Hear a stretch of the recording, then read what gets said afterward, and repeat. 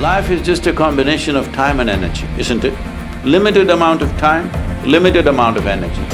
If you run into walls here and there, time and energy will go and your life will go. It's very important you run through the door, not through the wall. Yes, where there is openness, there you go.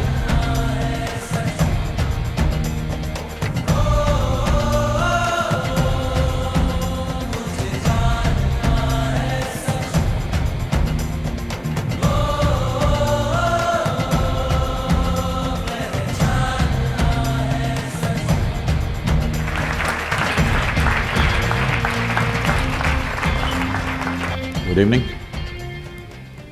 Hey, I said good evening. Good evening. Okay. Please. So today, can everyone hear me? Cool. So today we're going to talk about two different buckets. One is about the self, and the other is self's context within society. Between those two, there's a very common theme of figuring out what our purpose is within self and society.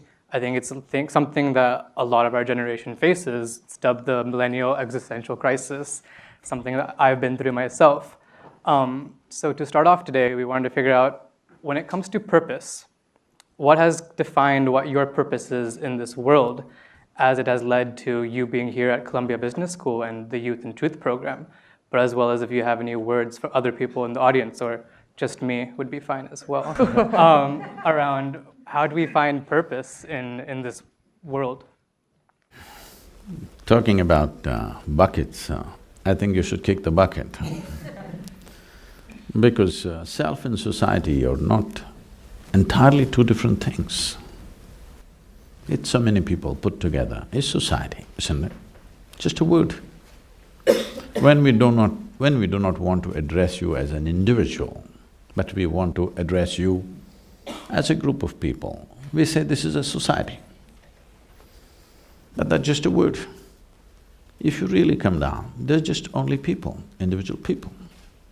Well, a certain group of people may agree upon a few aspects and they may think they are one society. But if you further go down, people are just people, individuals are just individuals. You can't really merge them and say these are all one kind. There's no such thing. Maybe there are a few things that they agree upon, which makes them into various kinds of society. If you're a secret society, maybe there are more things that you agree upon. But we should kick those buckets, because when we see that to address issues in the world, we cannot go about addressing individuals, then we make a society. When we find societies are not still effective ways to handle, then we make it a nation. When we see that is also not an effective way to handle, then we make a global situation or an international fora or something like this. So this is only in terms of when we're looking at solutions, how to find a larger solution. A larger solution is something always individuals will disagree with in so many different levels, isn't it? Is there any one thing on the planet that all of us agree on? There's no such thing. Individual people always disagree with something, but we also agree it's all right because it seems to be working for everybody. I don't like the speed limit in America, but I agree with it, all sorts of people are driving, all right, 70 miles, I'll drive at that. Once in a way I get heavy on the right leg, but fine. So, what is the mission, you're asking? If this same question was asked in a different situation, people would be… In a way, this also borders on that. People are asking, what is the God-given purpose of my life? Whatever is the source of creation, what makes you think the source of creation which created this cosmos, for which you do not know where it begins, where it ends, even keeping account of you, forget about giving you a specific purpose. Maybe the source of this creation doesn't even know you exist. Hello? Because this very solar system is a tiny little speck in this cosmic space, isn't it? Tomorrow morning, believe me, if the entire solar system evaporates, nobody will notice it. That's how small it is. In that speck, Planet Earth is a microspeck. New York City is a super microspeck. In that, you are a big man, this is a serious problem. You think there is a God-given purpose for you, this is the peak of human arrogance. Because all this is coming from the basis that has been spread in the name of religion and faith and whatever, that the existence is human-centric. Existence is not human-centric. We're just one more creature, which happened recently according to the evolutionary sciences, yes? Even today, if you do not know this, if all the worms on the planet disappear today, in 12 to 18 months, all life will cease on this planet. If all the insects disappear, somewhere between 4.5 to 6 years, all life will cease on this planet. But if all the human beings disappear, the world will flourish, planet will flourish, all right? So, this sense of assumed, self-assumed significance that people have brought to themselves has made us walk with absolute insensitivity on this planet. Absolutely insensitive to every other life because we think everything is here to serve us. Ask an ant, does it want to serve you? Hello? Go sit on an anthill and check whether it wants to serve you. It doesn't want to serve you. It doesn't matter what kind of books you write for yourself, ants don't believe it. If you don't understand about the ants, you come to the southern Indian forest, the tigers definitely don't believe it, okay, that they are here to serve you, you will be served to them. So this idea, we must give it up because whenever people thought, wherever it was propagated, that I am doing God-given purpose, I am fulfilling, they did the most horrendous things on the planet. Whenever people said, God told me this, those people did the most horrible things. Hello? So it's time that we are here. As human societies, we have issues, we have problems, we have struggles.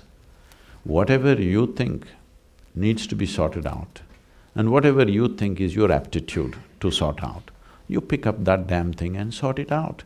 It's not any God-given mission. You got to do something useful, because there is some joy in solving something. This is all the choice we have. You can either be a part of the problem or part of the solution. If you enjoy being part of the problem, do it, there'll be consequences. Yes, sometimes it's fun to create problems. Yes, it is. But it'll have its own kinds of consequences. The only thing you have to learn is do whatever the hell you want, just do it well. But for every action you perform, there is a consequence. When the consequence comes your way, if you're able to joyfully go through the consequence, you can do anything you wish. But when the consequence comes, you cry. If you're that kind, then you must control your action. What if you're just a crybaby, though? Then if you're a baby, you must be with your mother. Mothers, she said she has more than one mother, so I'm saying mothers. So on the note of purpose, one thing that I think that I'm constantly chasing is, and I would say I don't know when I've reached it, is the pursuit of happiness. I think everyone in this room, at some point, maybe now you're asking yourself, or if ask yourself, like, have you reached your pursuit of happiness and kind of understanding why it can be elusive?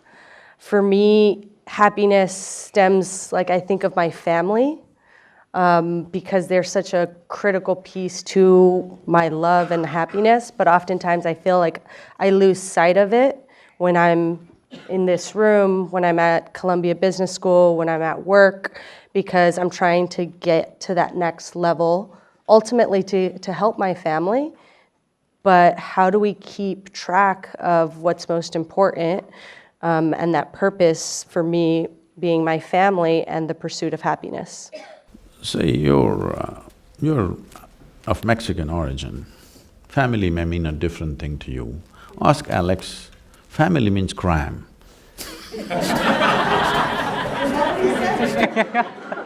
With tears of laughter, huh? You know, my parents are…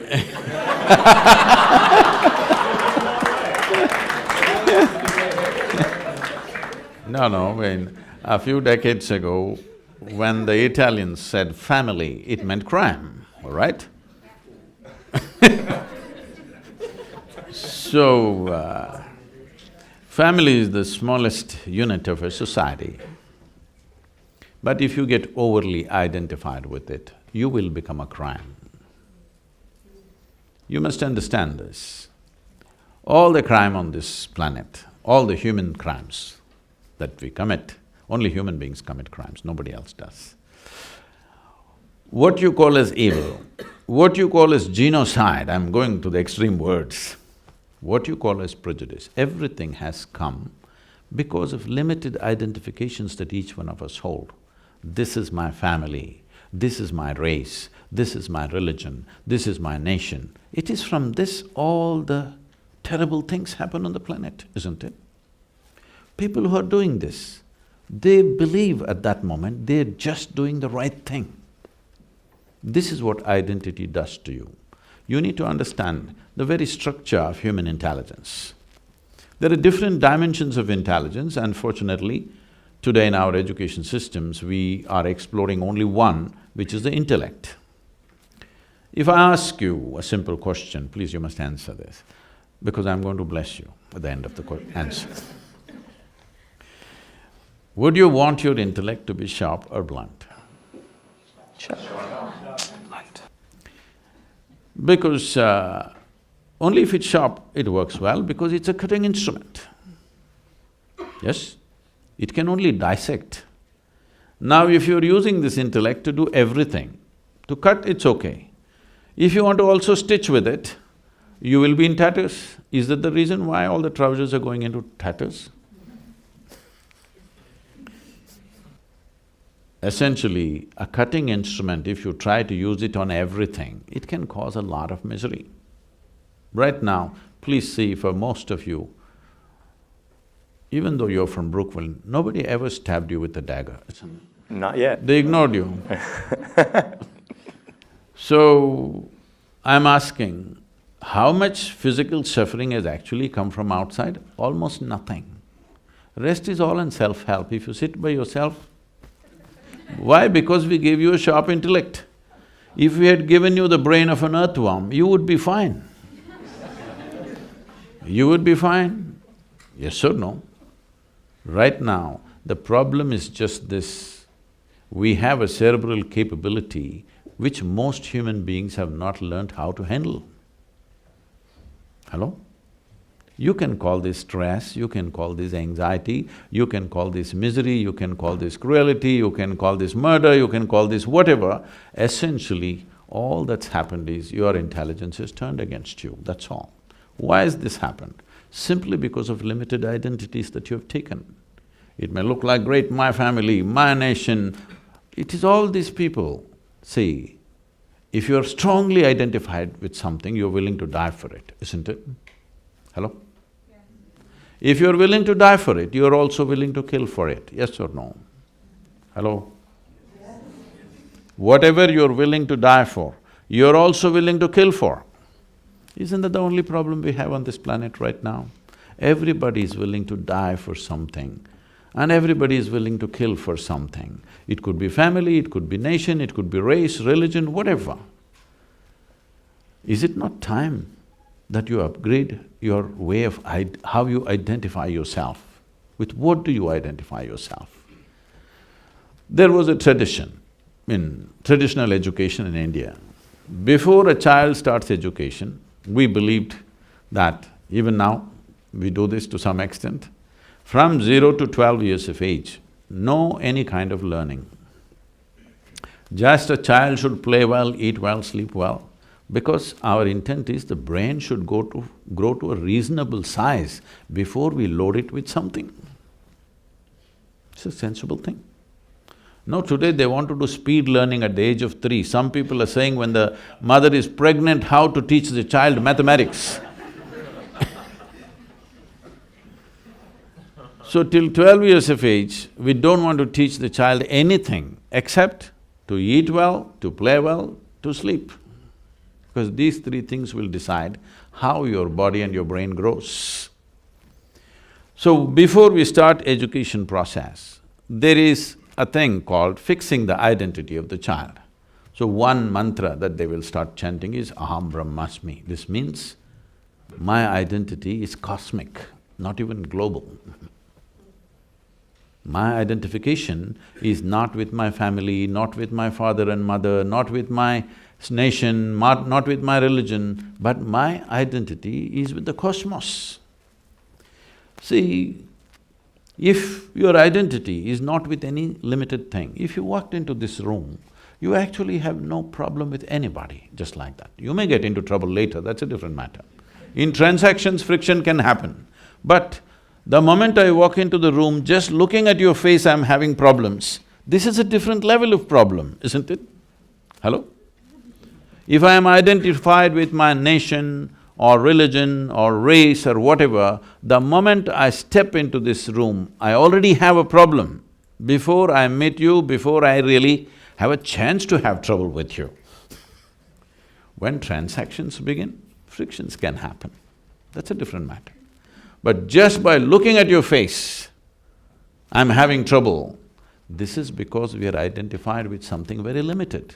And the nature of your intellect is such, please look at this very carefully.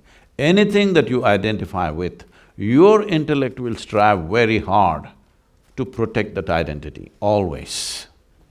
And your intellect is like a knife, it cuts. Whether you physically pull out a knife and stab somebody, or you poke people with your intellect, it could equally hurt, isn't it so? Hello? Huh? Yes. Can you hurt somebody with your thought, your emotion, your idea, with your words and whatever else? Just the way you look at them, you can hurt them. So intellect is essentially a cutting instrument, a sharp instrument, because you said you wanted sharp. I hope you kept it sharp. It's important to keep it sharp, otherwise it doesn't work. So, the moment you identify with something, your intellect is striving to protect that identity. Young people, it's very important that if you cannot imagine a cosmic identity, at least a global identity is a must for you. Otherwise, you being empowered by education, you are the source of future disasters. Yes, see, I want you to understand this. Why is it? Why is it all the cutting-edge technology first goes into military use? National identity, isn't it? Yes or no? The most powerful tools in the world are all designed how to eliminate you one day. So our brains are working to protect our identity all the time. Well, I don't want to get into any political stuff, but the wall may be a more clear manifestation, a more blatant manifestation of that, but essentially it's limited identity, isn't it? Why is it that I wouldn't like to kill my child, but if you are walking on the street to get $10 out of your pocket, I will slash you? Why? Because you're not mine, isn't it? Yes or no? My identity is only with this, not with that. So, one fundamental thing you must do, because all of you are in premier institutions getting empowered with education. Education is an empowerment. That means without education, what you could do, maybe you will do 100 times more with education. When you have such a possibility, it is very important. Your identity is not a limited identity. At least identify with the planet and all the life on this planet, if you can't think of cosmic.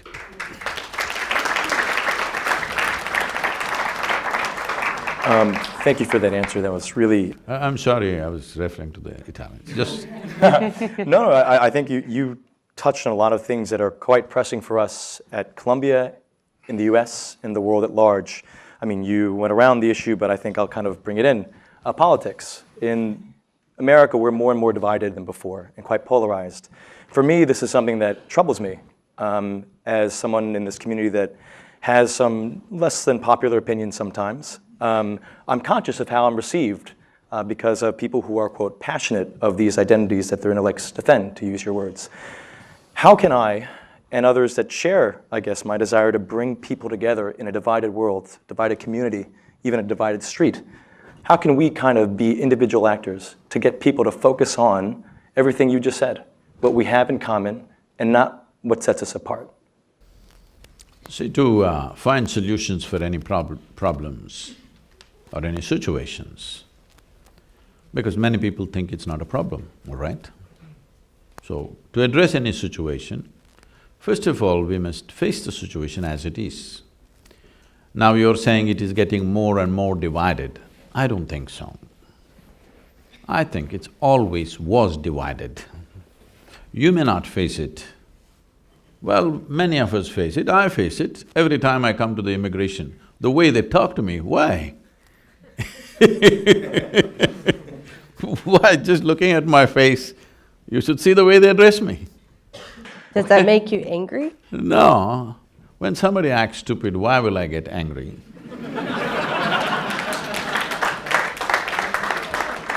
When somebody is exhibiting how small they are, compassion, not anger, pity. If I'm in a bad mood, pity. If I'm in a good mood, compassion. Anger is not the thing because you're just showing how small an egg you are. You're still an egg, you are not hatched, that's all I'm saying. So, you must understand, very deep-rooted divides have always existed in this society. You don't want to face it. You've been glossing over it for a long time. You can't… look, I'm sure you're not naive enough to believe in just 2.5 years of your celebrity president, suddenly country has become divided? Come on, it always was divided. Now the language has reached the top. Yes or no? It's just that the language is coming to the surface. I think it's better come to the surface than just boil inside forever. At least let everybody face it, this is what we are. Hello? You must face it. I'll tell you, I come to the immigration, I follow all the rules, I have a global entry, all right? I come. After I pass the immigration, because constantly I'm in all kinds of bright lights, so these fluorescent lights kind of irritate me, so I wear my shades. After I've crossed the immigration, when I come to the baggage, do you know what? This not happened once, this happened a few times. They asked me to come and take off my glasses. I said, why? They said, you want to come to my office? I'm saying, what the hell are you trying to enforce on me? There are many others, white Americans walking around with glasses. You don't ask them to take it off today, I'm telling you in 21st century, all right? So you don't believe you are a just and fair society, suddenly because of a new president something has happened. I'm glad he's bringing it to the surface. The leadership is talking that language. Otherwise it's been there, you may not face it. You may not face it because of the color of your skin, many of us are facing it. Yes. If you walk into some of these golf clubs and stuff, I can play better than them, but if I walk in there and say hello, they'll just look through me, all right? So, if somebody is going to be hurt by this, they could be hurt, I'm not that kind. I just see it's their pathetic condition of mind, that they're like that. So it doesn't bother me, but suppose I'm seeking a job or I want to do something else, I'm sure they would make sure that things don't work for me. Yes or no? So this is not a new happening, it's been there.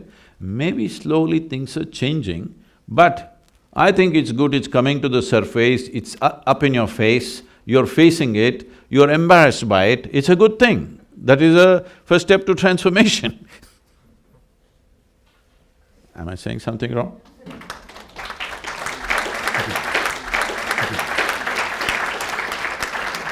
first step to transformation is now it's out in the world. We see it. It's something, in India also we have divisions at an all-time high. What's now that second step that we can take as individuals going into the society? To improve it. See, again, you're repeating that. Even in India, it's an all-time high. It's not at an all-time high. It is just people and media is playing it up at a certain level, all right? Unfortunately, in a democratic society, there should be a free press. Unfortunately, all media across the world is owned by some corporation or the other. It is no more free. It is no more free, it is tangled up with money, big time. There are no more dedicated journalists. I'm not saying they're not at all there. Largely they're not there, they're all serving a company, all right? Yes or no? Hello? It is time we produce some journalists because media is not just another profession in a democratic society. It is an important pillar of democracy. Yes? Without it, democracy will slowly go away into something else. Because democracy means every 4 years or 5 years, depending on what's the term, a new set of people are going to rule the nation. It could be a complete mess if there is no checks and balances of various kinds. These are all going away because people have taken sides beforehand. Today you know in America, in India also we know now, it was not so some time ago, but these days we know which media belongs to which party, everybody knows. How can it be media? You can't call it media anymore, I'm saying. Yes? Media means what? They will report what is there, they can give a commentary about something, but essentially their business is to throw the facts at us, it's for us to form our opinions about what facts that come to us. But today, don't you already know which media belongs to which party? So, when this is the condition, you will hear a lot of things, and there is social media, anonymous journalists, those who don't dare to put their name on what they're saying, they are saying all kinds of things.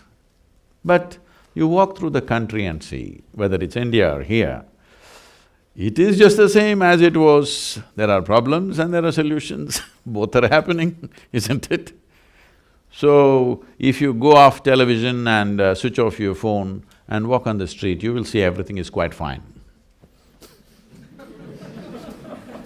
I just have one more follow-up. For, I guess, young future business leaders in this room, we are at the very center of business. Why are you ignoring me? Oh, yeah, well, you're a fashion icon, a guru, and more. We don't want to limit you just to future business leaders, And you have a great throw of a Frisbee where the videos were.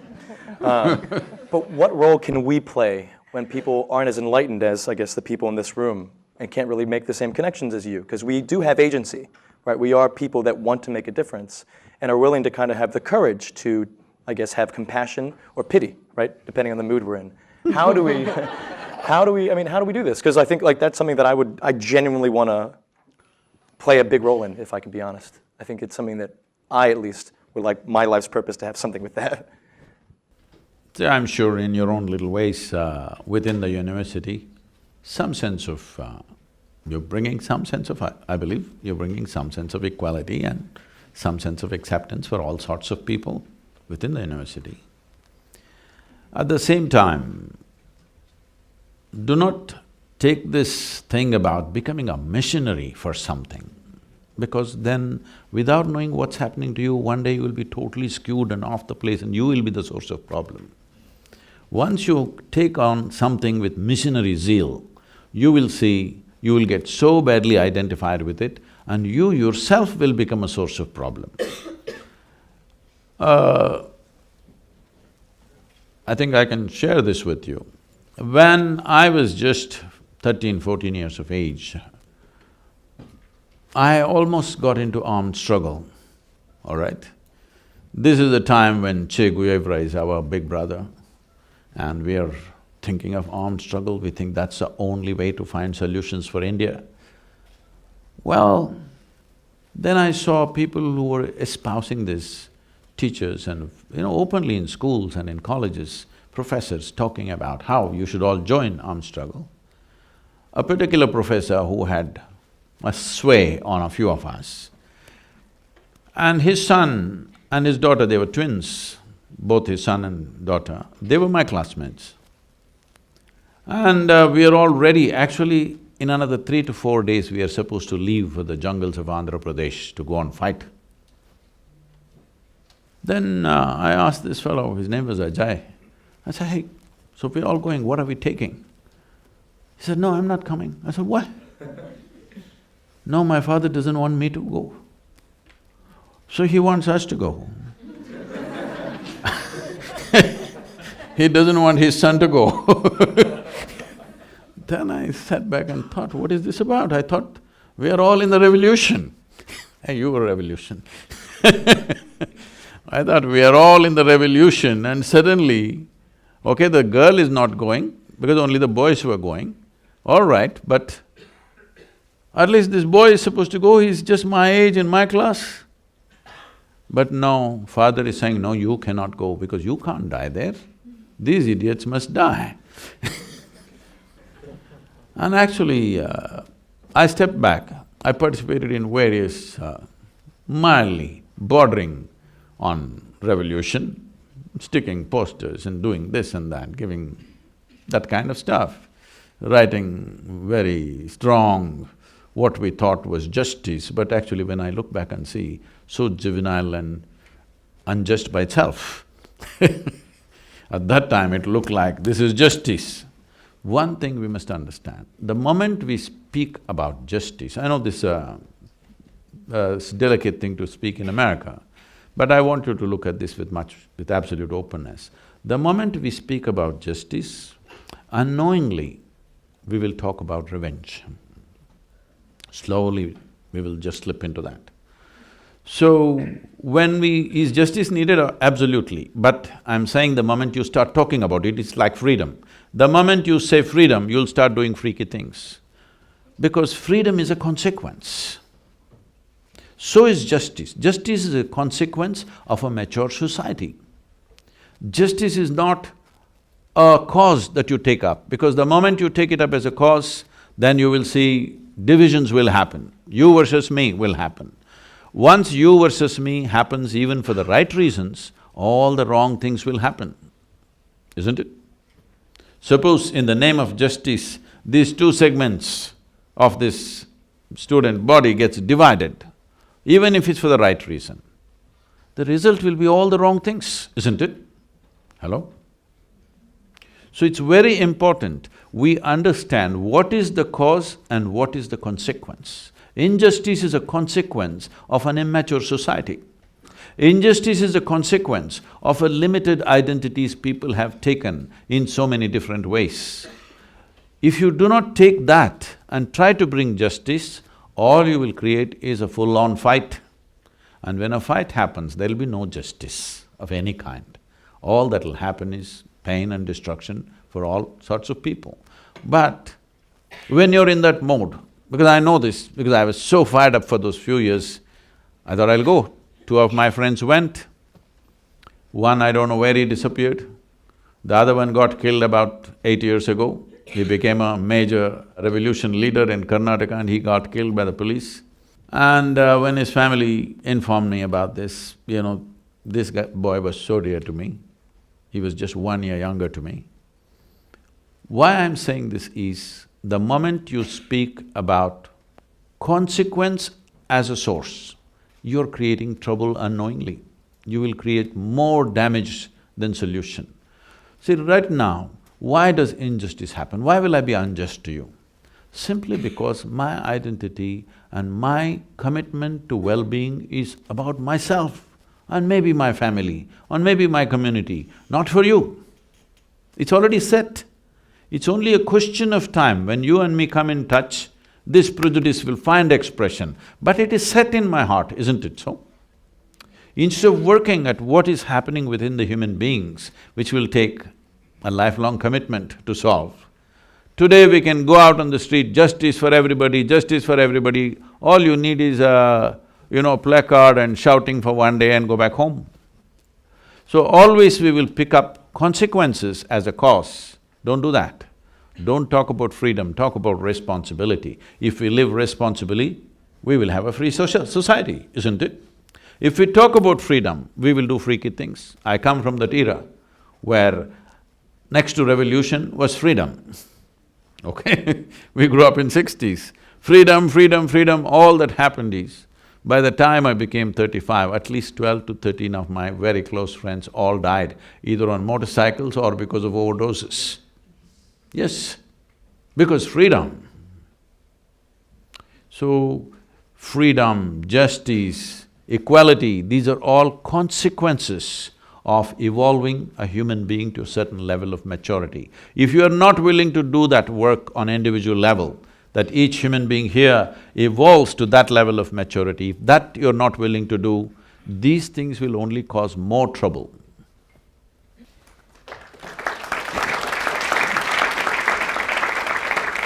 I think it's a very related question, but really targeted towards organized religion and something that I've struggled with. So I understand, the pursuit of freedom, justice, but oftentimes what I've struggled with in regards to religion, I grew up Catholic, I'm Catholic, is its view and limited acceptance of the LGBT community. And the fact that I am LGBTQ and trying to understand how I fit in, and oftentimes I was not accepted. It depended on, how progressive a church was, but how do you see religion playing a role in the justice, in being more tolerable, compassionate towards people from different sexualities?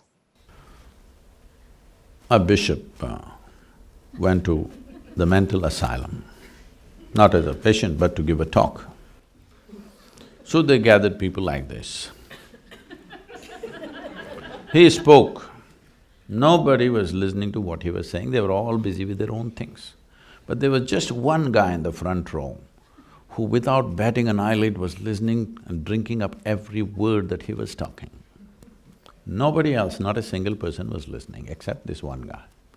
After an hour-long speech, the moment the talk was over, that guy got up, went there, like there is a dean in the hall, there was a medical professional there. He went to him, said something to him and then left. So the bishop was very eager to know what that guy said, because nobody else was listening, he was the only guy listening. So bishop inquired with the doctor, what did that guy say? He was listening to me very keenly.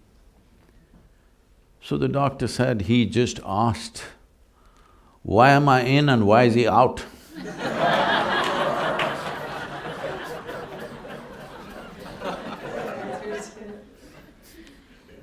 As a follow-up, what are your thoughts on human sexuality? Oh, I didn't think about it, but I was born out of it. I'm a consequence. Someone had fun.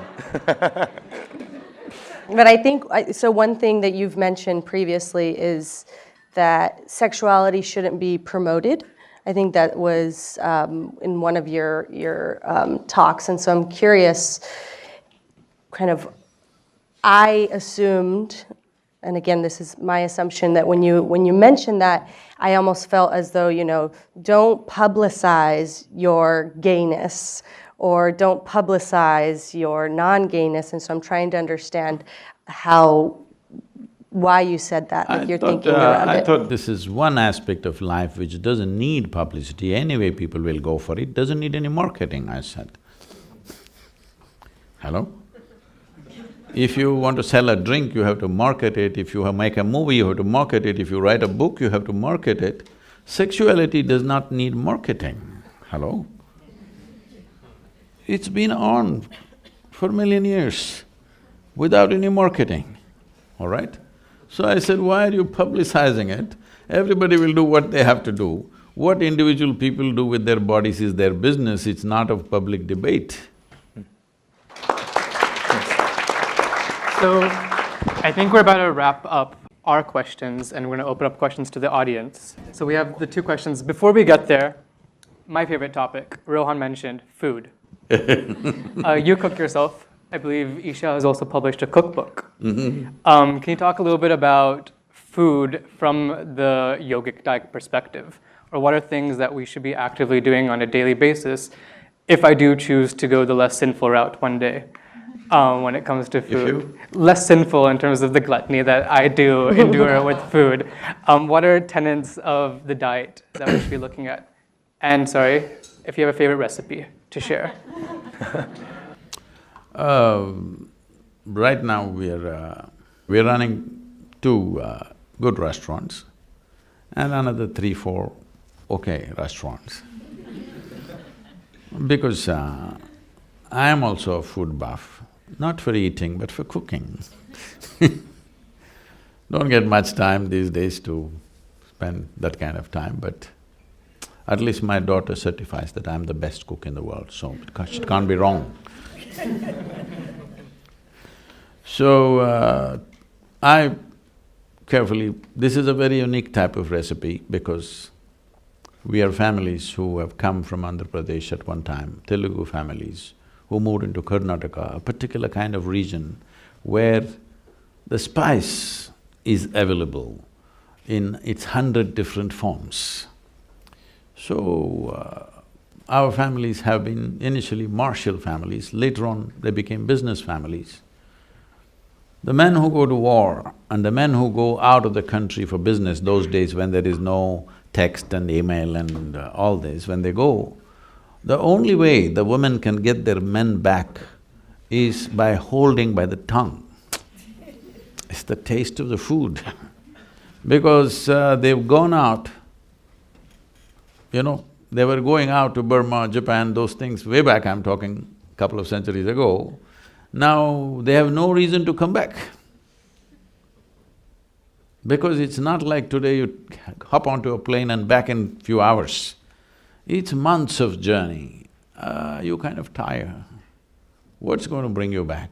It's the taste of food. Wherever you go, this spice is just eating you up. So they always came back. So they said, we hold them by their tongues, otherwise these idiots, you can't hold them any other way. So lot of culinary expertise, enormous mastery over these things. So I picked up a little bit. With that, I prepared a kind of a set of menu for this restaurant. Today, it is rated as the second best vegetarian restaurant in Asia.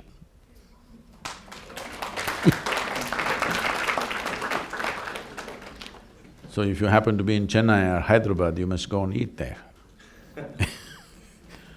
So, why I'm saying this is, see how to extract pleasure out of this planet. In this, cooking is an important part. Enormous pleasure of how to extract things out of this planet which causes enormous pleasure. When you don't know anything else, the simple way is to numb all your senses, you just get smoked up. One weed will do. But to prepare this meal, you have to go out into the garden or the jungle and pick specific things for different things. This is like a normal thing, you know. They'll go out into the fields picking that specific thing for today's cooking. So this kind of care was there. Today, that kind of care is difficult because we just on the run, everything is on the fly. So that is not much done, but still it's hugely appreciated the moment people come in touch with it, that is there. So what kind of food? Two parts to the food. One is, after all, it's fuel for this body. So it should fit into the system well, that's important. Another thing is, it has to pass through the tongue. So we don't have to gulp it down, we want to enjoy it. Whichever way, when you're hungry, when you're really hungry, anything goes, isn't it? Hello? It's a question of survival.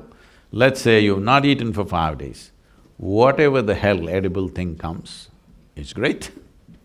But we've passed the stage, most of the people on this planet have passed the stage where survival is pretty well taken care of. Now, see, my mouth is watering because I'm thinking of my own cooking. I have not looked at your book yet. So, these are two different aspects, but the first is most fundamental and important. I will not go into the second because that's another matter. When you talk about food as fuel, food is not religion, let's understand this. Food is not a philosophy, should not become an ideology, it is just a fuel for this body. In what form and in what composition will it provide this body the best nourishment with least amount of trouble? That's the whole thing. So if you want to look at it like this, first of all, none of you are biology students, are you?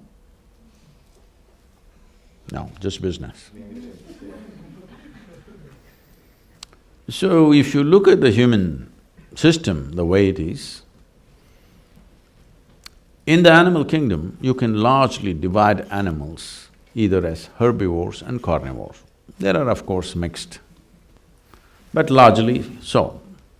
If you look at the basic physical structure of these two kinds of creatures, you will see there's a fundamental difference in the way their body is constructed.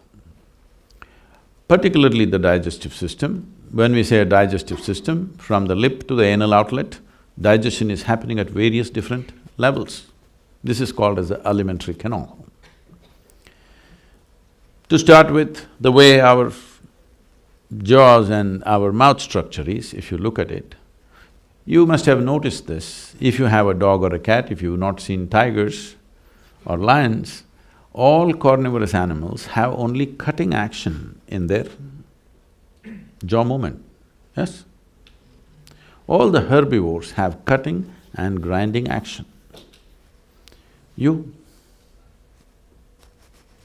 What do you have? Hello? You have both cutting and grinding action. Why is this so? Because there are certain enzymes in your saliva that digestion begins for you in your mouth, not in your stomach. The more the food stays in your mouth, the better your digestive process is. Now that you asked the yogic thing, in yoga, in some systems of yoga, I don't go by these things, but I want people to decide by the texture of the food, how much you do this, but there are some systems of yoga, if you don't know how to chew, they say every mouthful you must chew 24 times. That is 24 times you must do this. If you do that, at least 30 to 40% of the digestion will happen in your mouth itself, already it's been prepared. Now food is primed well in your mouth, when it goes inside, that is what the stomach is expecting, half-digested food, so that the rest of it can be done quickly. But today, most people are just gulping things down because with every food you're getting free Coke so that you can take it like a pill. You can gulp it in and gulp it in. Now, the moment you put sugar in your mouth, these enzymes will not function. If you take any carbohydrate, let's say you take any grain, let's say you take rice and keep it in your mouth, you will see within 30 to 40 seconds it'll turn sweet because it makes carbohydrates into sugar right here. But if you put sugar in your mouth, immediately that system gets reversed and that process won't happen. So with your food, you're having some sugar-loaded drink, immediately this part of the digestive system is gone, you're not using it at all. So everything is on this. So this is being overloaded. It's not just an accident that 50% of the world's antacids are consumed in United States of America. 300 million people are consuming 50% of the world's antacids. This is the statement on the food that you're eating. 100%, isn't it? It's a clear statement that obviously you're completely eating the wrong kind of food. If you look at the length of the alimentary canal, even if you look at the incisors, molars, the way the carnivorous animals and the herbivores are made, your structure is all herbivore. If you look at the length of the alimentary canal in all the carnivorous animals, it could be anywhere between 3 to 4 times the length of the body of that animal. In all the herbivores, it's 5 to 6 times the length of their body. If you look at your own alimentary canal, it is anywhere between 24 to 30 feet. This means it is 5 to 6 times the length of your body. Why this is so is, if you eat any vegetable matter, let's go little slowly, if you eat, let's say, raw meat, it will take anywhere between 70 to 74 hours for it to go through your system. If you eat cooked meat, if you cook it well and eat, you are doing rare, all right, that's a different matter. If you cook it well and eat it, then it will take anywhere between 50 to 54 to 56 hours to go through the system. If you cook the vegetables and eat it will take anywhere between 20 to 30 hours to go through the system, depending on the type of vegetable and how much fiber and other things. If you eat a raw vegetable, it will take anywhere between 12 to 15 hours to go through the system. If you eat a fruit, it will take 1.5 to 3 hours to go through the system. Any food which stays in your body for long periods of time is excessive bacteria in the system. You spend a lot of energy just to fight them down. And if it stays in the body, today there is enough medical science to tell you, in Ayurveda, in the Eastern systems of medicine, whatever problem you go with, first thing is they'll purge you, because a clean colon is a symbol of health. But the moment you're eating certain types of food, your colon can never be clean. There are issues and problems today. The amount of colon cancer, intestinal cancer is so heavy because one thing is they're eating food which is not suitable for the system, another thing is they're eating old food. When I say old food, almost anything, everything, if I walk into any store, what I see is any food you want to buy is at least a month or 2 months old. Still, in India fortunately, except in big cities, still, if we want to buy a vegetable, it must be plucked today morning. It is plucked at 6:30 in the morning, we cook at 8:30, 9, when the vegetable is still alive, we want to eat it. And it'll make a world of difference. Today people are talking about farmers' market, organic stores and works, but this is how the world lived 30, 40 years ago, before you business guys totally messed it up. So those of you who… I know all this is not possible for everybody to maintain, don't go by what I say. Don't listen to anybody when it comes to food. Just learn to listen to your body. With what kind of food is your body most comfortable with? Not your mind, not your tongue. Your body should feel very comfortable. If your body is comfortable, one thing is, it'll bring down sleep quota. If your lethargy goes down, if your sleep goes down, your agility goes up, your alertness goes up, this means the body is happy. The body is happy with the food that you're consuming. After eating the food, if you feel like this, unless you drink something caffeinated or sugar-loaded, you cannot get up and do your work. If that is the condition of the body, this is not good for you, you should not be touching that. I would say, instead of going by all kinds of prescriptions, there are simple ways that, not here, but we could teach you how to become alert to the food. If something appears on your plate, you must know whether this will go well with you or not. It's happened to me many times. I'm always with food, but I'm saying sometimes food is being laced with some poison or something. If it just comes before me, I just look at it and say, I'm not eating this, it's not good. Something is wrong with it, seriously. Simply because your body is capable of that. You just do one thing, throw something to your dog, not your pet dog, he's become like you. If you… a dog which is free, if it is free, Brooklyn, there's still some dogs free. Free dogs are there. They're hipster dogs, they got mustaches, you know. If you throw something to him, one sniff, he knows whether to eat it or not, isn't it? How come you don't know? You're supposed to… in the evolutionary thing, you have the most sensitive neurological system. If you look at the food, you must know how this food will behave within me. Based on that, you can shape the markets of tomorrow, the business people.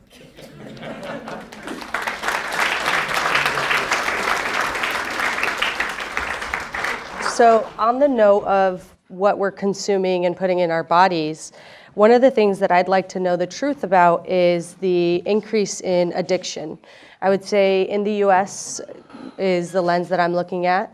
It's something that has personally really touched a lot of the loved ones in my family and friends, and I see it as a growing trend amongst my generation and younger generations using it as a coping mechanism. Why do you think people are doing this, looking to drugs to solve their problems, and what is an organic way for them to solve that? It is a natural process of graduation. Last generation went on alcohol. This generation is upping it a little bit. They don't want to do the same damn thing. Bigger dose. There was a time when alcohol was illegal in this country, you know. It went wild, bootlegging, you know, we're from Tennessee, our center is in Tennessee. So, bootlegging or moonshining, whatever you want to call it. So it went out of control. Then the government decided it's better to put a tax on alcohol and make money, which they did. Now they decided it's better to tax marijuana and make money. Believe me, watch my words, another 25 years cocaine will be legal. Why not, I'm asking. I was… in India also there are students campaigning, why can't we make marijuana legal? This generation, they do not know, in the valleys of India, Nepal, Bhutan and the northeastern states of India, marijuana grows whole valleys, you understand? Nobody ever bothers to touch it. A few people, somebody was nothing to do in their life, they smoke themselves up. Rest will not touch it because it's all over the place, all over. I've trekked extensively in Himalayas. Just we're walking through hash, this high, chest high. Simply you have to walk through the hash plants. If you just do that, it'll stick to your hand, you can roll it up and you can smoke. Yes. Oh, some of you are looking dreamy, oh, this is the place to go. But now we are suddenly making this into a big thing. They were asking me, why can't we make marijuana legal in India? I said, it was never illegal till American government insisted on destroying all the hemp crops in 1960s, because hemp was a very important textile in India. But in 1960s, they insisted from America because they couldn't make out the difference. Though hemp and marijuana are same species, they are of a different kind. Hemp grows up to 15 feet, marijuana grows just about 5 to 6 feet tall. They're different, but same species. They said, no, you have to destroy it, because they thought it's all coming from the hemp farms. Hemp was hugely cultivated, but they burned down all the hemp farms. So all the marijuana moved to Afghanistan. So, they were asking me, why can't we make it legal? We can. Right now the term, I don't know what terms you use, it's called smoked up. You're using the same terms? Hi. In India, it's smoked up. Smoke is just cigarette. Smoked up is the weed. So I said, see, it's very simple, we have nothing against anything. It is just that a human being is always trying to enhance his or her life all the time. How do you enhance your life? Some foolish people believe by acquiring things they will enhance their life. But even if you live in a palace, you could be miserable, yes? Enhancement of life will happen only by heightening your faculties. How your intelligence works, how your perception works, heightening your faculties is the only way enhancement of life will happen. Experience of life is enhanced. So I asked, suppose you want to fly in a small plane and you find the pilot is smoked up. You want to fly with him? That's it. Said, okay, you're not getting the point. You need a serious surgery. Then the surgeon comes and he's smoked up. You want the surgery? Says, no. So you understand with lowered faculties, he will not make a good pilot or a good surgeon, how come you believe you will make a great student?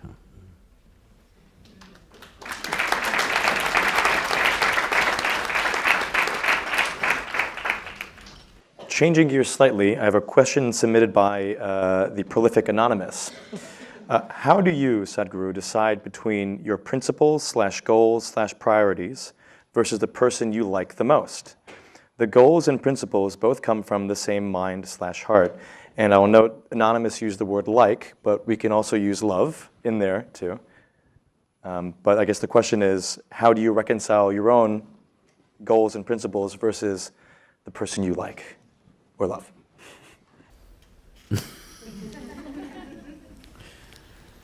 Well, it depends what you have taken up. If your goal is just to earn a certain amount of money or comfort, for somebody who matters to you, you should be willing to drop those silly things. But if your goals are such that it is not about your comfort, it is not about your money, it is not about anything, but it's a larger goal for the well-being of the people, then you don't have to take a decision. Decisions will happen. They will just happen. You don't have to decide. One other question by Sumit. How do you stop taking yourself and start enjoying the process without losing the passion for your goal? See, I know this has become a very goal-oriented society. I think when I was conversing with you there, I was kind of talking about this. You know, every year in the month of November, we have a 4-day business event called the Insight. So we limit it to about 200, 220 people. The top CEOs from across the world come, some of the top business leaders come. This is a very unique module where we pick up some super successful people and new successes.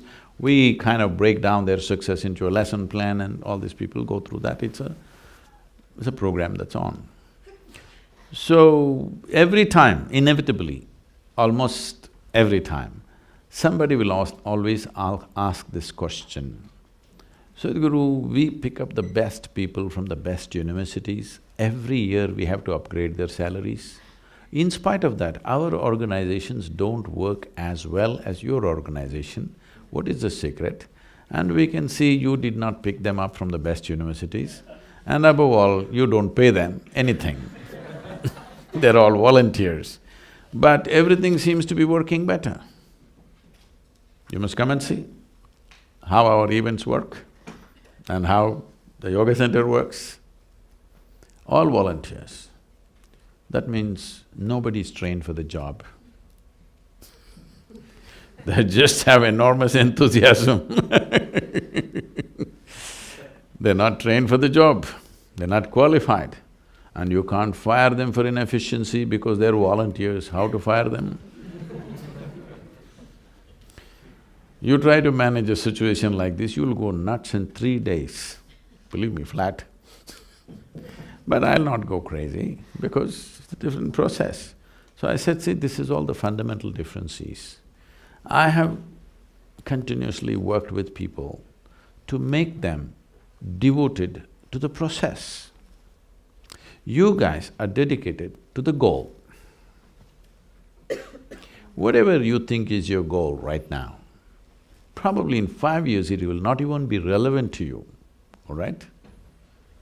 So you are wasting your life going in a direction which may not mean a damn thing to you in a little bit of time, possible. Unless you don't grow, you freeze, then the same damn thing will mean something to you all the time. Otherwise, if you're evolving and growing, what means a lot to you today may not mean anything in another 5, 10 years' time, possible or no?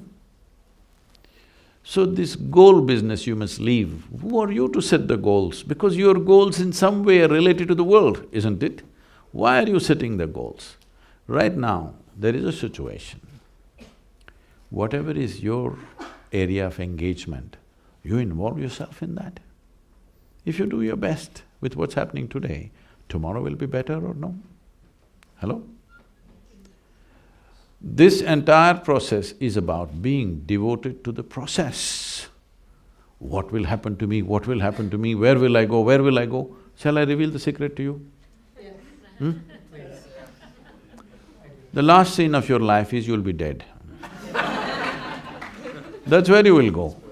Where else do you think you'll go? It is just that how wonderfully you conduct the process of life, isn't it so? Hello? You're looking at life as a race. See, the moment you think of a goal, you want to get ahead of him, isn't it? It's a race. If you look at life as a race, you must get to the finish line first. This is not a race. Who told you this is a race? Do you want to get to the finish line before everybody else?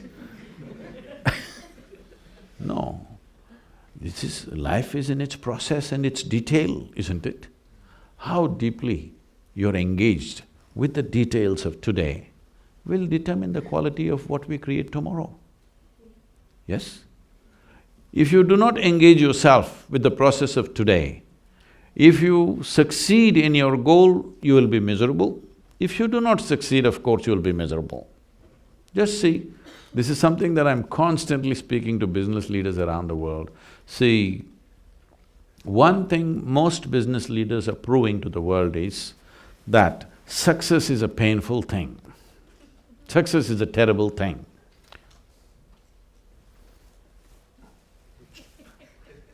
I was just talking to a group of board members of one of the top companies in India. This is a multinational company. The board meeting, all of them should come with jackets and ties for the board meeting. I said, see, people make you board members because they put their money. Common people have put their money, nation's economy is involved with the success of your company and variety of things. But they made you the board members because they believe you guys are sensible people. You will do something that they cannot do with their own money, isn't it? Isn't it the reason why somebody invests in somebody's company? That you are going to do something with my money that I am not able to do by myself, that's the idea. But you guys come with a jacket and tie in 40 degrees centigrade. I don't think you got any sense in you. Oh. This is your mindset. What kind of decisions are you taking? See, in 40 degrees centigrade, you have a necktie. Should you not display sense in every aspect of your life? Can you be just sensible in one thing, rest of it you can do in a stupid way? Is it possible? If you're sensible, the very way you walk, you conduct yourself, everything you will conduct yourself sensibly, isn't it? So this is very important. This is because we become goal-oriented. No, you must become process-oriented. If you are devoted to the process, goal will happen. In India, this is a big question, everywhere we go, the last question will be, Sadhguru, that's okay, but Indian team, how can we beat Pakistan? Cricket team. I say, don't bloody try to beat Pakistan, for that there is Indian army. If you want to win the cricket game, don't beat Pakistan, bloody hit the ball. Hello? Yes or no? You hit the ball. If you hit the ball well, you may win. I want to beat Pakistan, of course you're going to make a fool of yourself. So, we want to get to the goal without handling the process. Life does not work like that. If you want flowers in your garden, you don't have to buy perfume and go and spray to the roots. You throw filth at the roots, flowers will come, isn't it? Isn't this a process? Do you become a good gardener because you sit in… I'm sure a whole lot of people in New York City are doing this, they sit in front of their plants every day, they meditate, flowers, flowers, flowers. Doesn't work like that. You take care of the soil, the manure, the water and the sunlight, flowers will come. Consequence is not your business, process is your business, isn't it? If you do the right things with what's happening right now, consequence is coming. If you get engaged with the consequence, you will become miserable. Whether it comes or it doesn't come, both ways you will become miserable. So I think we have about 30 minutes to take audience questions. If anybody has, just shoot right there. Namaskar, Sadhguru. My name is Radha Kulkarni, and I'm a Columbia alum and studied policy here, not business. And I work at the United Nations now. But before I get to my question, your talks are both inspiring and grounding at the same time, and that's a difficult balance. So thank you so much for coming to Columbia and speaking with us. Much appreciated.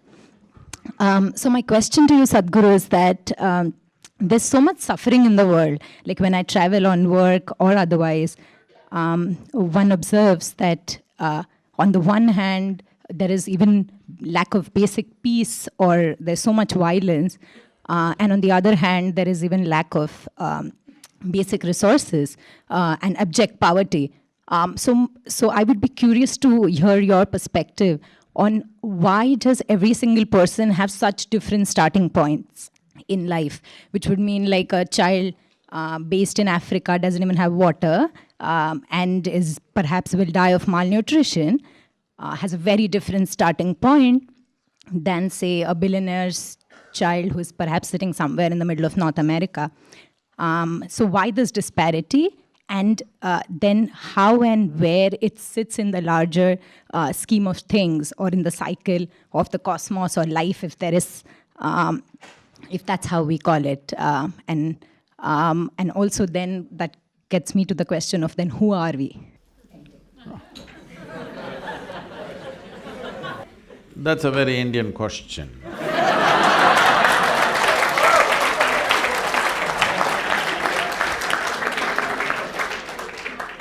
You must know,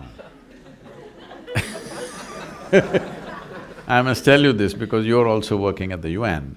We were trekking in Tibet about 3 years ago. Every year we trek there. 3 years ago when I was going, there was people from over 40 countries trekking with me. So, one Indian person who lives in United States stood up to ask a question, and the question went on for over 8 minutes. You've been very brief. So the question was going on, and all this international audience, their heads were spinning because they're not grasping the question. Then I said, please relax, this is an Indian question. Because we have practiced asking questions for over 10,000–12,000 years. This is a nation where even when so-called divine entities came, they could not give us any commandments because all we had was questions.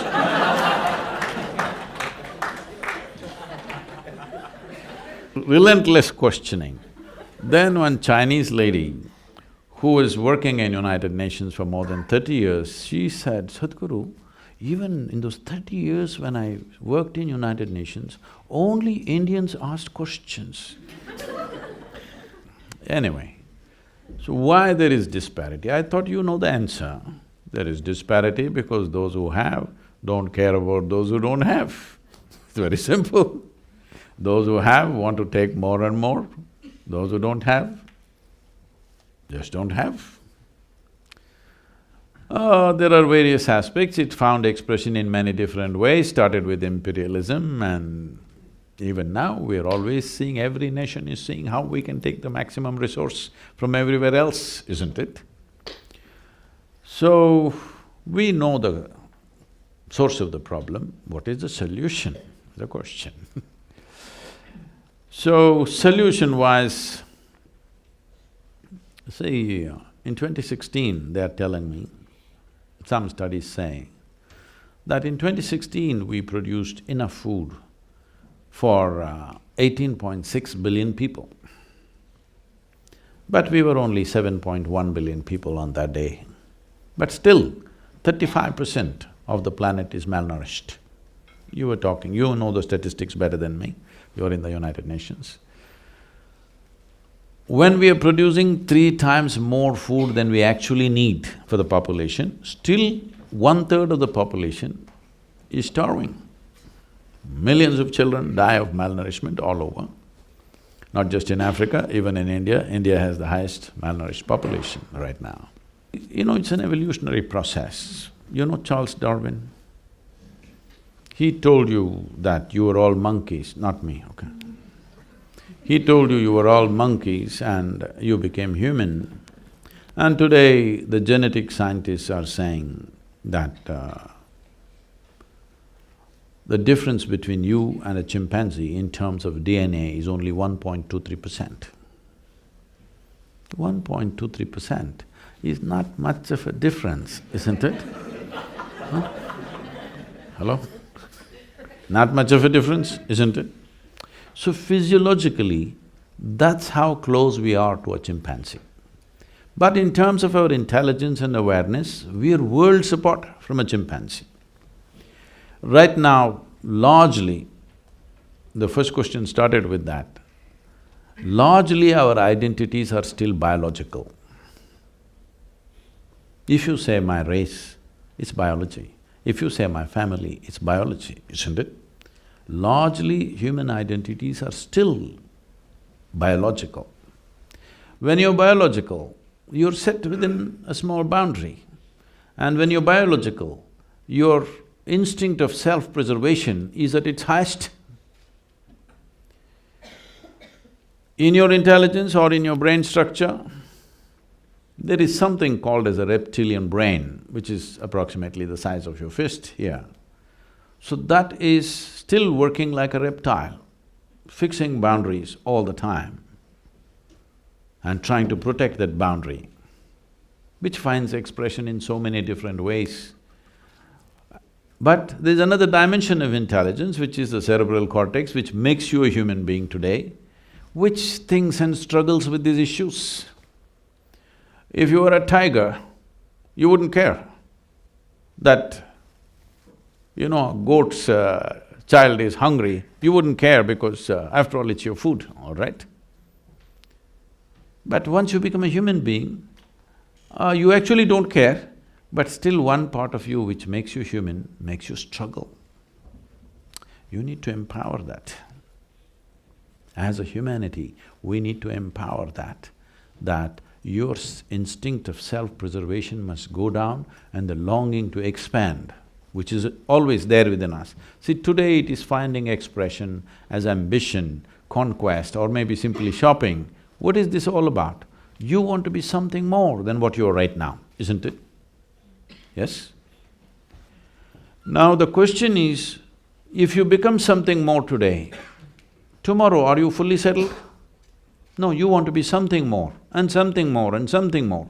So you seem to be going towards some kind of goal in installments. I'm asking you right now, how much more will settle you for good? What do you think? How much more?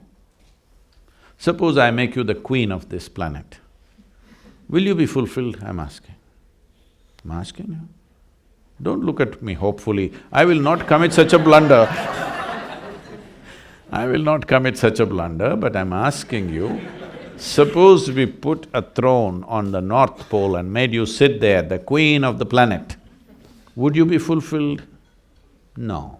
You will look at the stars, you will look at the galaxies. This is the nature of the human being, because there is something in this human being that doesn't like boundaries, wants to expand limitlessly. But right now the consciousness is constipated. You know what's constipation? That means things happen little by little. You want to expand, but you want to do it in small measure, as if you're going to live here for 1,000,000 years. So you have to move, every human being, all these business students, you must move from your personal ambition to a larger vision.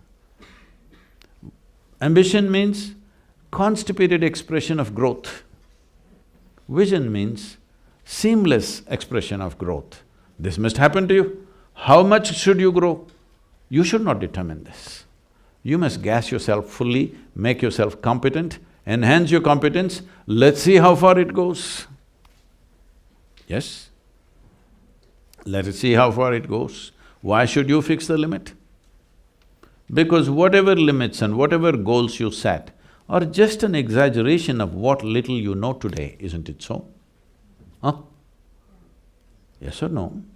Today what little you know, you are exaggerating it and thinking this is ambition. No, this is constipation.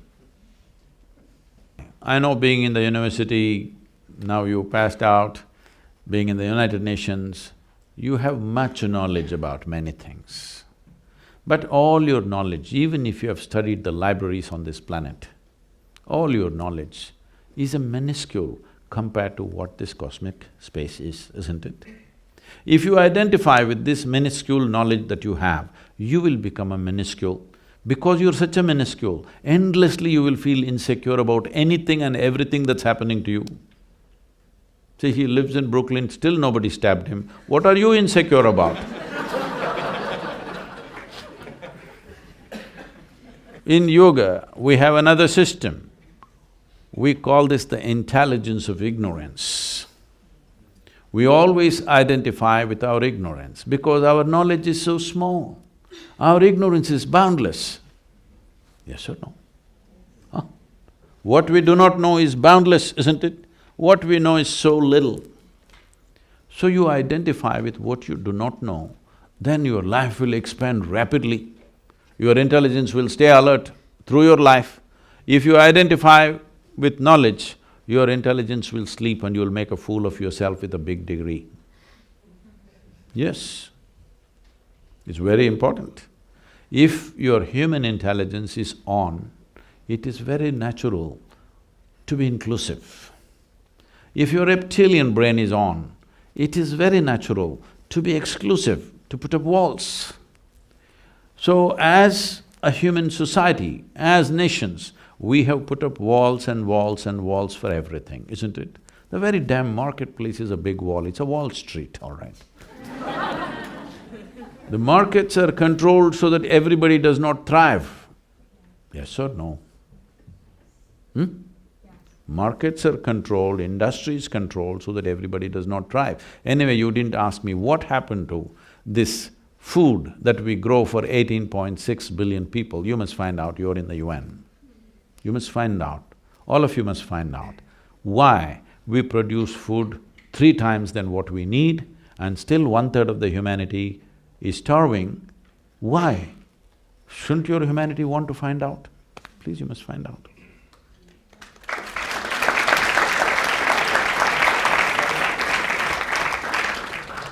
Thank you so much for having this event. My name is Prem. I'm a sophomore studying history.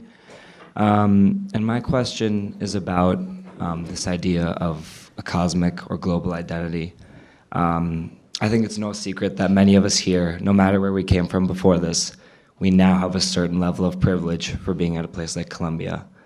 And I think I'm confused as to whether this notion of a global or cosmic identity almost is predicated on a sense of privilege, and that certain people in this world don't necessarily have the privilege of being able to look beyond their most immediate surroundings, whether it's because of discrimination, racism, sexism, and so on.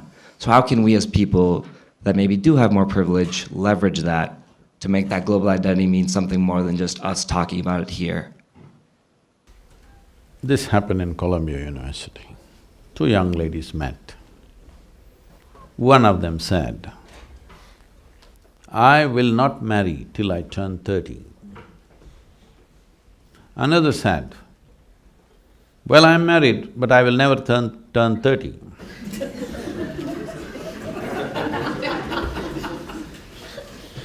So, we must understand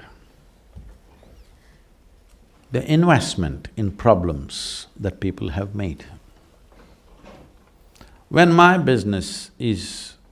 your problems are my business, I don't want your problems to go away. Hello?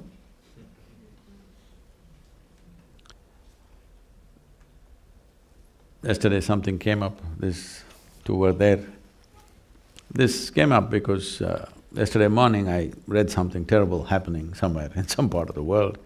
People keep sending me, though I am not in the UN, all the terrible things that happen. Before it comes to the news media, it comes to me in so many different ways.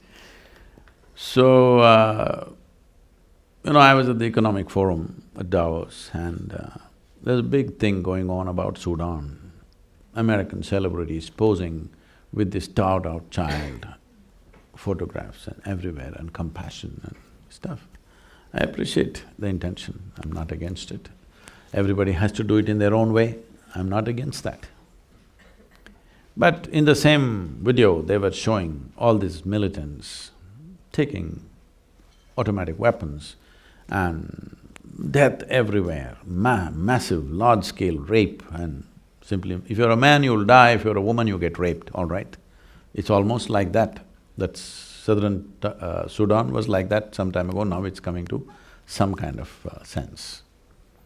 So these guys are just shooting, dozens of them, simply shooting in the sky. So I said, see, these guys are not shooting at somebody, they're shooting in the sky. That means they have limitless supply of armaments, all right? You can't take away the guns from them, but the bullets, they seem to have. The gun that they're using, I know what they're using, I know what caliber it is. There are just 8 companies which are making these bullets, armaments. 6 of them are in United States. All you have to do is, I'll give you the address. You just lock down this. In about 6 months' time, when they run out of bullets, at least they have to hack people. The number of people killed will go down at least. Once they don't have bullets, other people will know how to deal with them. Yes or no? I'm saying, when my trouble is your business, will you give it up? So, as young people who are going into the business world, don't think you have to go there as a victim of what is existing right now. I'm not trying to blame everybody. This is how we've shaped it. All of us are responsible for this. Till now, this is how we've done business. It is time to change it. And last 20 years, everybody… there are lots of commentary in social media, why is he always with corporate leaders? Oh, he's become corrupt, he's moving with this person, that person. Because I see today, if you want to change the world, not just business world, if you want to change the world, how we do business has to change. It is not the success of military, it is not the success of politics which makes a nation, it is the success of business which makes a nation. So how are we conducting our business is important. If you don't transform the business leaders, how the hell are you going to change anything? When I was at the Economic Forum, somebody important there asked me, Sadhguru, if we have to do one thing for you to transform this world, what is it? I said, just give me 25 people for 5 days. I will change the world in the next 2 to 3 years. They asked, who are these 25 people? I named the top 25 leaders of the top 25 nations in the world. I said, see, normally with ordinary people, 2.5 days is enough to transform them. But these are politicians, so 5 days, I'm just taking insurance. 5 days you give them to me, if the way they think and feel about everything around them, even if there's a 10% change in the way that they are looking at the world, if they become 10% little more inclusive, the world will change dramatically, believe me. The food that we made for 18.6 billion people, one thing is we don't have to exploit the planet so badly to feed 7 billion people. And on that, 1/3 of them are hungry. This can be solved if these 25 people make up their mind. Yes or no? Hello? So it is very important. Today you're sitting here in the university as a student, but tomorrow you are part of a larger company. Well, when you join up, you may not be able to decide how to run this company. But don't become a victim and give up. This is all the choice you have.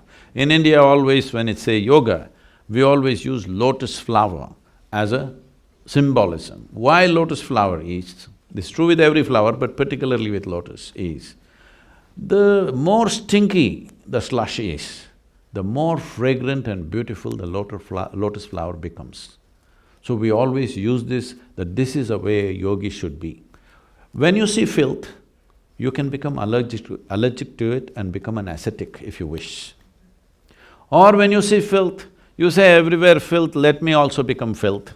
Lot of people become this. Or another way is, you transform the filth into your flower. This choice you have, wherever you are, whatever role you play, you have this choice. You are always a part of the solution, not a part of the problem. This one thing you do, depending upon your competence, let's see how far you go.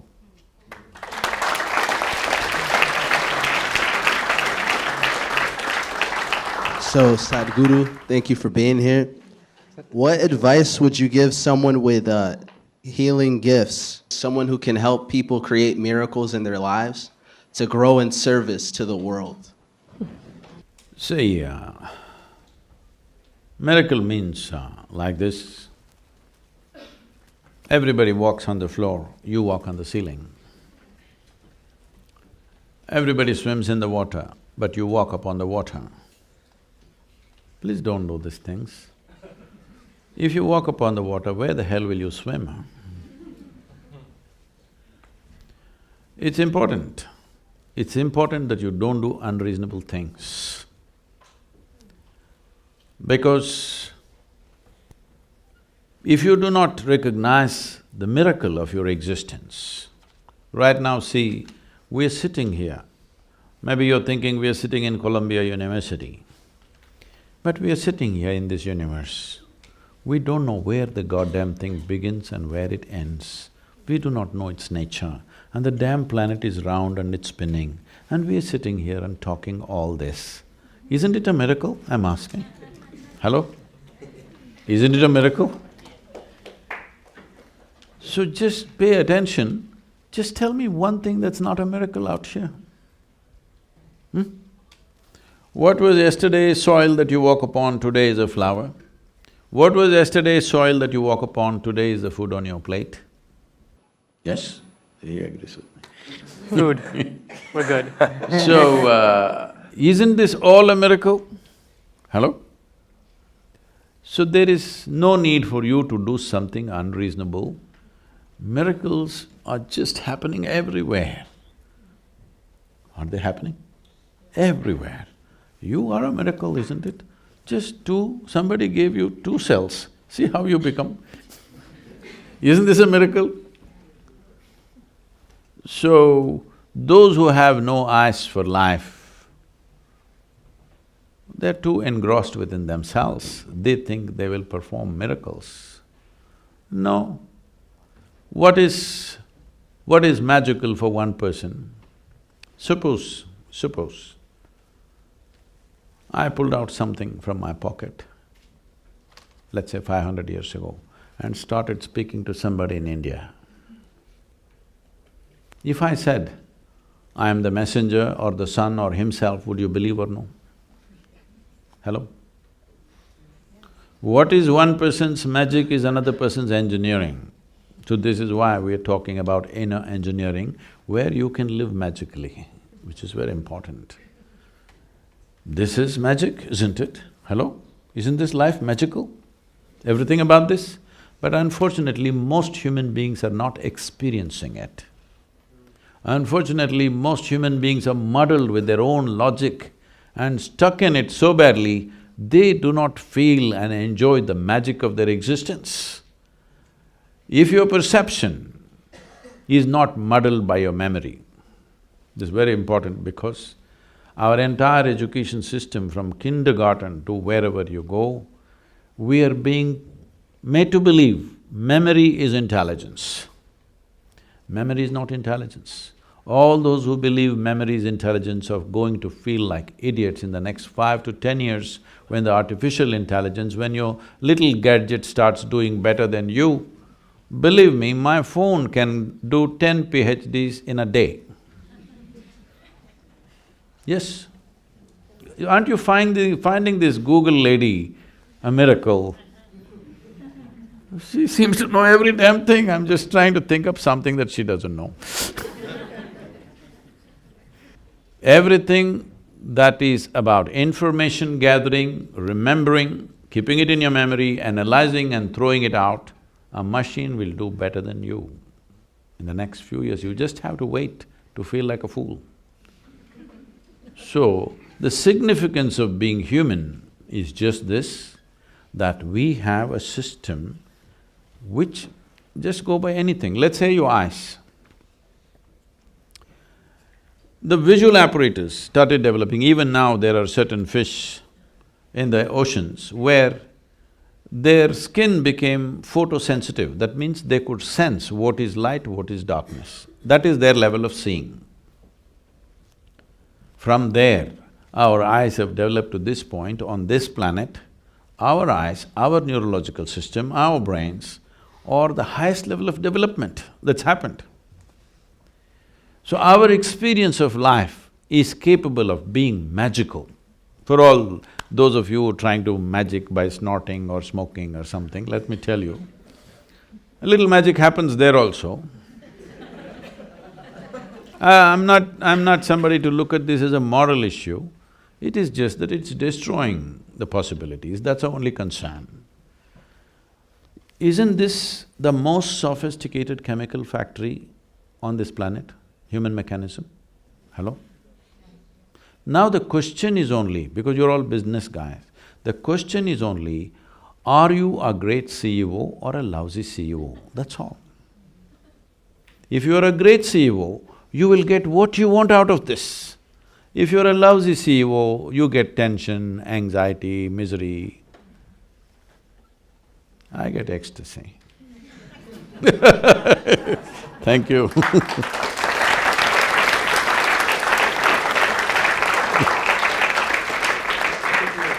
Hi Sadhguru, thank you for being here. My name is Matan, I'm a first-year MBA student. My question is actually also about identity. You've spoken about the need or kind of the benefit of detaching from a biological identity. And I'm curious, I think there's a lot of people in the room and this question kind of came up again and again. If somebody wants to kind of to act positively in society, there's an instinct to start from that biological community, from the people that you identify with biologically. And since you've spoken about that need to detach from that identity, where do you suggest, like, what's the alternative to starting from that biological community? And maybe I've understood you the wrong way, because I see you shaking your head. See, I did not ever say you should detach yourself from biological identity. Instead of seeing your mother, father, brothers, sisters and whatever, the larger family, as your biological identity, why don't you see that they are the first people that you have access to? You can work most effectively only where you have access and acceptance, isn't it? People are always telling me, Sadhguru, you must come and work in Africa. I said, no, I will not work in Africa. Because if I want to go into Africa, I would like somebody to give me at least $5 billion before I enter Africa, because without that hand-holding, you can't make a difference there. You cannot. You will go there and waste your life, nothing will happen. I work in India, because in India, if you give me $10, I will make it into $1,000 in effect, because I have access and acceptance with the people. This is not because of my nationality I work in India, simply because the access and acceptance is so good that if you give me $10, I will make it into $1,000. But if I go to Africa, if you give me $100, it'll become $1, because there is no access and acceptance out there. And the problem there is of a different nature. It's a completely different nature. So where you choose to work is not a question of your nationality or your ethnicity or your family. Where you have access and acceptance, that's where you must start, otherwise you'll just waste your time and energy. Because life is just a combination of time and energy, isn't it? Limited amount of time, limited amount of energy. If you run into walls here and there, time and energy will go and your life will go. It's very important you run through the door, not through the wall. Yes? Where there is openness, there you go. Then you want to turn around and come there, that's a different matter. But you must always start work where there is acceptance and access. Without access, what will you do? You'll just beat your head on the wall.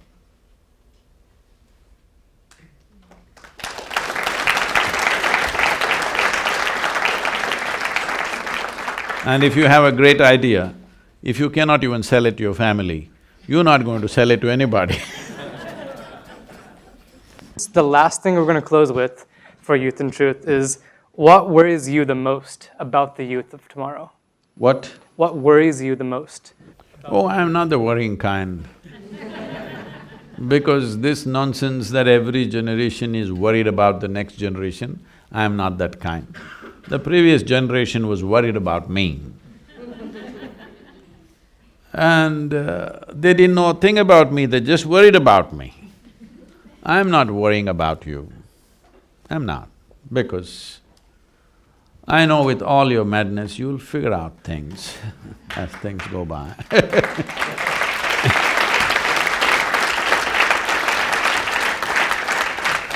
It's being worried about the next generation always is a ancient malady.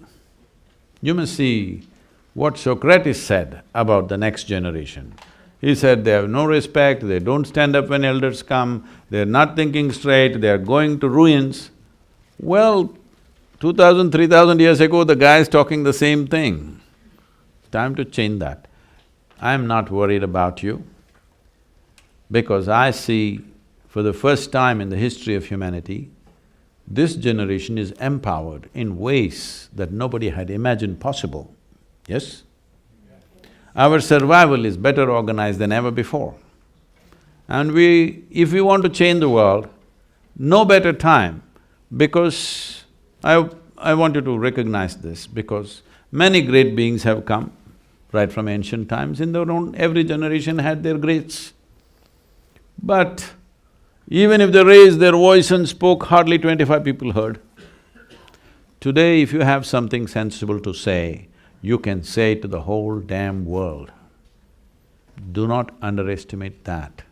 So one thing you should do as business people and young people is clean up that space a little bit. All kinds of idiots are saying things loudly, sane things are not really getting across. Yes? Because still social media, I feel, will mature. Probably in the next 5–10 years, people will know how to filter it. But there is a concern because the way we are using these technologies against ourselves and against everybody else. When I say against, there are many things. They're telling me 70% of the data is pornography. And they're telling me on the internet, over 1.2 million children below 15 years of age are being sold for all kinds of filthy things. I think as a society, as human beings, when we start selling our children, that means we've hit the bottom. What do you think? Hello? We really hit the bottom, isn't it? So, these are things that young people can change. I'm just saying, how many in this campus? 5,000. 5,000 people. If 5,000 people meet and you're determined, you want to change the language and the direction of what's happening on the internet, believe me, you can do it. 5,000 people, if you get active, just do it. Let's make it happen.